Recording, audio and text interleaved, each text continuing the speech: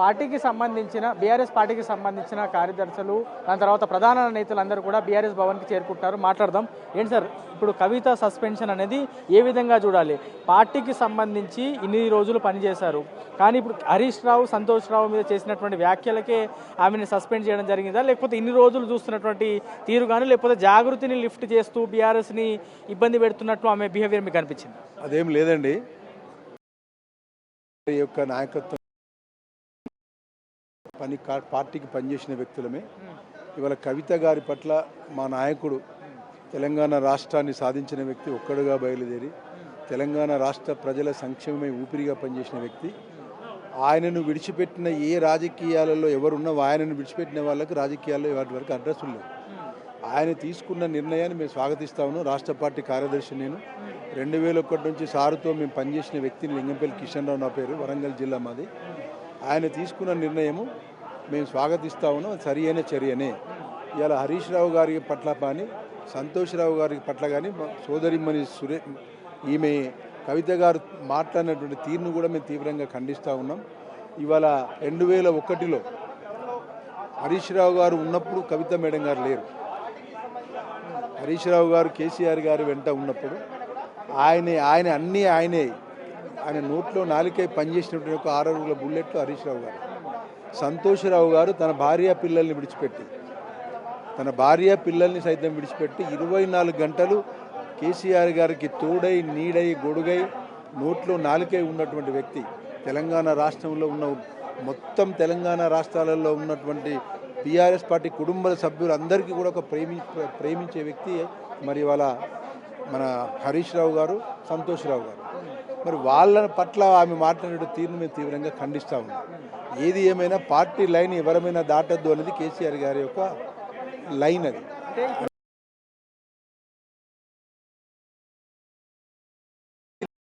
అనేటువంటి ఒక మాట కూడా మా అందరినీ, మేము బీఆర్ఎస్ పార్టీ కుటుంబ సభ్యులం. మేము పదవుల కోసం రాలేదు.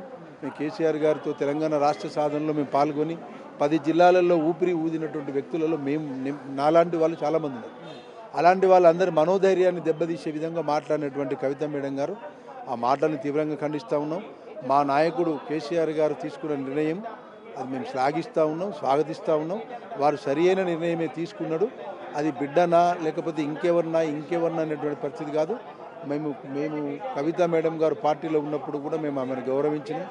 ఆమెకు అక్రమంగా కేసు పెట్టినప్పుడు కూడా ఇదే హరీష్ రావు గారు, మరి గౌరవనీయులు కేటీఆర్ గారు, మరి వాళ్ళ ఉన్నటువంటి సంతోష్ రావు గారు కూడా వాళ్ళు పోయిండ్రు, ఆమెను మందలించిండ్రు. ఆమె పట్ల తీవ్రంగా కూడా పార్టీ మేము వెంట ఉండి చేసినాం. ఆమె ఎవరో మాటలకు ఎవరితో కుమ్మక్కై పార్టీని దెబ్బతీయాలి, పార్టీ నైతిక స్థైర్యాన్ని దెబ్బతీయాలని ఇక్కడ పార్టీ విడిచిపెట్టిపోయిన వాళ్ళందరూ కూడా రేపు ఇంకో కొద్ది రోజులకు మళ్ళీ లైన్ కడితే కూడా మా పార్టీలో ఎంట్రెన్స్ ఉండదు. అది కేసీఆర్ గారు తీసుకున్న నిర్ణయాన్ని మేము స్వాగతిస్తూ ఉన్నాం. కవిత మేడం గారికి మాట్లాడిన మాటలు తీవ్రంగా మేము హరీష్ రావు గారి పట్ల, సంతోష్ రావు గారి పట్ల మాట్లాడిన మాటలు మేము తీవ్రంగా ఖండిస్తాము. ఎవరు ఉండి కవితని ఈ విధంగా మాట్లాడిచ్చిర్రు వెనకాల అనేది మీరు భావిస్తున్నారు? బీజేపీ ఉందా, కాంగ్రెస్ ఉందా, లేకపోతే ఇంకెవరైనా లీడర్లు ఉన్నారా? నేను ఒక సీనియర్ నాయకుడిగా నా యొక్క వ్యక్తిగతమైనటువంటి అభిప్రాయం, మరి రేవంత్ రెడ్డి ఉండొచ్చు, లేదా బీజేపీ వాళ్ళే ఉండొచ్చు. దానికి ఈ రాజకీయ కుట్రలు, రాజకీయ పావులను కదిపించేటువంటి పరిస్థితిలో మరి ఎవరి కార్యక్రమం జరిగిందో అది కాలం.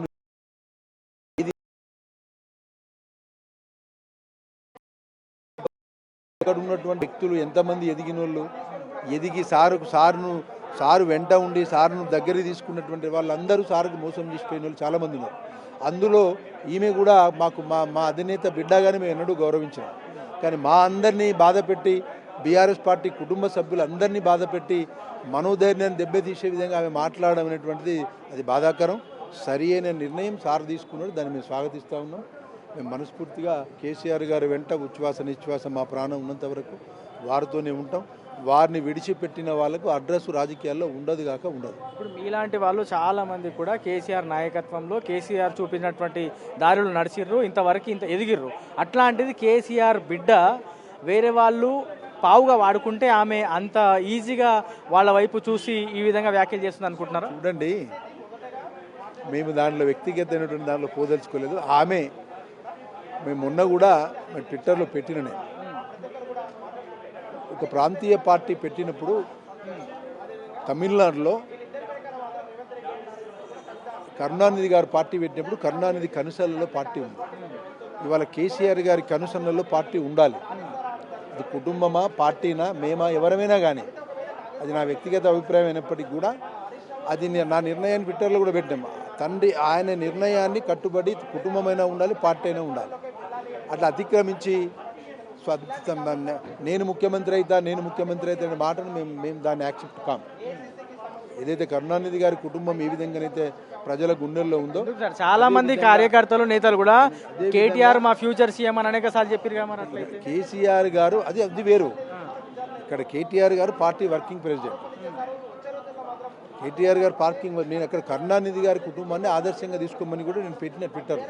మేము ఒకటే చెప్తున్నాం, ఇవాళ ఏది ఏమైనా కేసీఆర్ గారు తీసుకున్న నిర్ణయం మా అందరికీ, భారత రాష్ట్ర సమితి పార్టీ కుటుంబ సభ్యులందరికీ, మాలాంటి సీనియర్ నాయకులకు కూడా మేము స్వాగతిస్తూ ఉన్నాం. ఇలాంటి మాటలు ఎవరు మాట్లాడినా కూడా రేపు పార్టీ లైన్ ఎవరు దాటినా వారిని ఉపేక్షించదు పార్టీ అనడానికి ఇది ఒక ఎగ్జాంపుల్. సో ఇది మొత్తానికి కేసీఆర్ కవితని సస్పెండ్ చేయడం సరైన నిర్ణయం. కేసీఆర్ తీసుకున్నటువంటి ప్రతి నిర్ణయంలో పార్టీ కార్యకర్తలు, నేతలు అందరూ కూడా తూచా తప్పకుండా పాటిస్తారు. పార్టీ కన్నతల్లి లాంటిది.